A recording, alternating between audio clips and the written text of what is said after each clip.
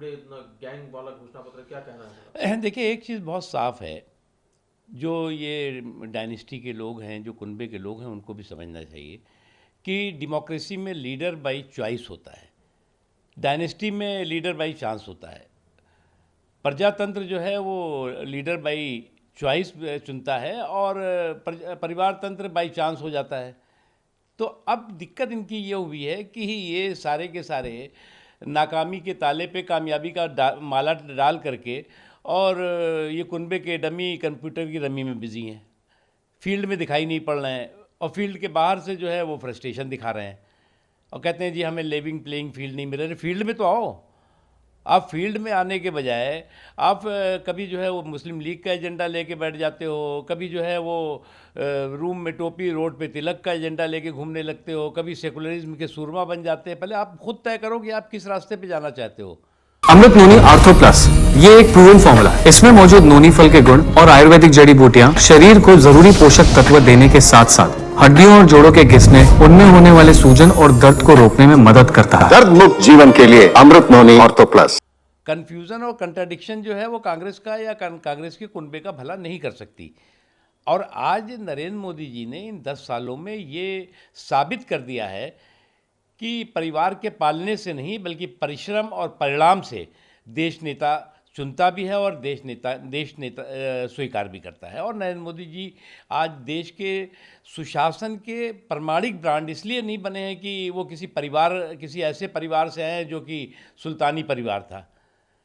आज सुल्तानी जो सोच थी, उसमें सुशासन की सुनामी जो है नरेंद्र मोदी जी के नेतृत्व में जो आई है, वो पूरी तरह से ध्वस्त हो रही है। और इसी का नतीजा है कि ये सारे के सारे लोग जो है वो हर दिन एक नया कन्फ्यूज़न और एक नया कंट्रडिक्शन लेकर के खड़े हुए हैं।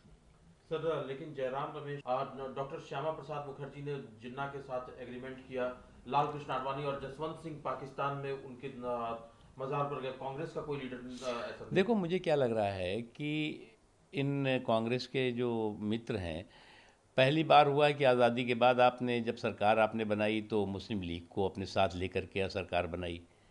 2004 से लेकर के और 2009 तक जो सरकार इनकी चली, वो और 14 तक चली, बल्कि वो मुस्लिम लीग को लेकर के चली।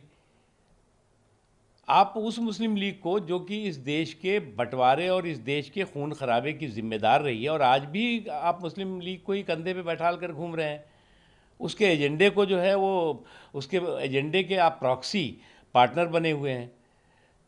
और इसी का जो नतीजा है कि आज जो है वो कांग्रेस जो है वो एक ऐसी नॉन परफॉर्मिंग पार्टी, और उनके लीडर जो है वो नॉन प्रोडक्टिव पप्पू बनते जा रहे हैं। क्योंकि कोई ये देश स्वीकार नहीं करेगा कि जो लोग इस देश के कोई बिखराव, टकराव, बंटवारे के गुनाह कर रहे हों, उनको आप अपने कंधे पे लेकर के और उनके एजेंडे को आप जो है वो पूरा करने की कोशिश करें। सर, लेकिन सोनिया गांधी जी, देखो, मुझे लगता है कि एक चीज़ आप देख लो पूरा, आज चुनाव जो है वो लगभग 25% के इर्द गिर्द है, करीब आ गया है। आज ये फील्ड में है कहाँ? अब इनको ये लगता है कि अगर ये के सारे लोग अपने गुनाहों के गटर पे गठबंधन का शटर लगा करके और छिपे रहेंगे तो पॉसिबल नहीं है। इसलिए आपको जो है वो मैदान में आप क्या कहना चाहते हैं? आप रोज़ मोदी जी के ख़िलाफ़, मोदी जी के ख़िलाफ़ दुष्प्रचार, मोदी जी पर गाली दे करके आप जो है वो देश के सामने नहीं आ सकते। मुझे तो लगता है कि सोनिया गांधी जी और राहुल गांधी जी के को एक रिकॉर्ड बनाने का अवसर मिलेगा कि कांग्रेस मुक्त भारत अगर बनेगा तो उसके लिए उनको सबसे बड़ा श्रेय और योगदान मिलेगा इस 2024 के चुनाव में। लेकिन सर, सिर्फ राहुल के और भी नेता, प्रियंका गांधी या दूसरे नेता, वो अभी से ईवीएम को लेकर के सवाल खड़े करने लगे। वो कह रहे हैं कि लोगों को किसी भी इंस्टीट्यूशन पे भरोसा नहीं, यहाँ तक कि ईवीएम तक का। देखो, एक बात, अपने हार की हताशा में ईवीएम पे हथौड़ा चलाने का एक रिहर्सल शुरू हो गया है। उनको एक बात अच्छी तरह मालूम है कि अब देश जो है वो चुनाव पे जा चुका है। चुनाव तो ईवीएम से ही होगा। आप ईवीएम से चाहे मतदान करो और चाहे मतदान से आप चाहे मतदान में भाग लो या मतदान से भाग लो, लेकिन देश जो है वो ईवीएम चुनाव चाहता है। आपको विश्वास नहीं है ईवीएम पे? अरे भाई, इसी ईवीएम से 2 बार आप केंद्र में सरकार में चुनाव चुने गए थे।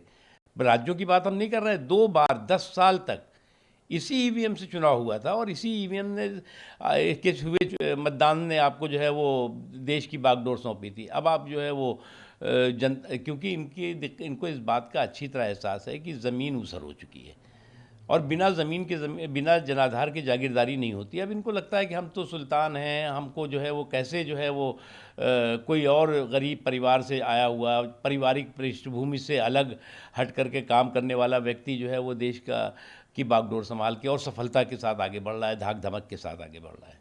सर एक आखिरी सवाल है, क्योंकि ये पश्चिम बंगाल फ्री एंड फेयर चुनाव कराना बहुत बड़ा चैलेंज है। लॉकेट चैटर्जी जो कि भारतीय जनता पार्टी की सांसद भी, उन्होंने आरोप लगाया कि उनकी गाड़ी पर टीएमसी के लोगों ने अटैक किया जब वो चुनाव प्रचार। देखिए, मैं अभी बंगाल में काफ़ी दिनों तक रहा चुनाव के दौरान, और चुनाव के दौरान मैं कई कार्यक्रमों में रहा।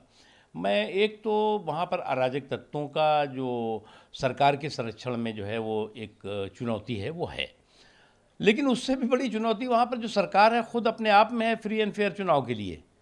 वो जिस तरह का उसका व्यवहार है और जिस तरह से वहाँ पर जो तालिबानी हरकतें हो रही हैं, उन तालिबानी हरकतों को भी सरकार का संरक्षण और सरकार उसको जो है वो सुरक्षा दे रही है, ये अपने आप में है। और मुझे लगता है चुनाव आयोग इस दिशा में देख भी रहा है, उसके बारे में बताया भी गया है। जिन क्षेत्रों में जो संवेदनशील क्षेत्र है, चुनौती भरे क्षेत्र है, उसके बारे में हमारी पार्टी ने भी लिख करके दिया है और चुनाव आयोग इसके विशेष प्रबंध वहाँ पर स्वतंत्र भयमुक्त माहौल में अपने मतदान का मताधिकार का इस्तेमाल मतदाता कर सके, ये ज़रूरी है। लेकिन सर केंद्रीय एजेंसियों तक पर वहाँ पर हमले होते हैं तो फिर कैसे ये चीज़ होगा? देखिए, ऐसा है कि जो लोग हमला कर रहे हैं उनको इस बात को अच्छी तरह समझ लेना चाहिए कि वो इस बात का प्रतीक है, इस बात का प्रमाण है कि चुनाव के रिजल्ट से पहले ही उन्होंने अपनी हार मान ली है।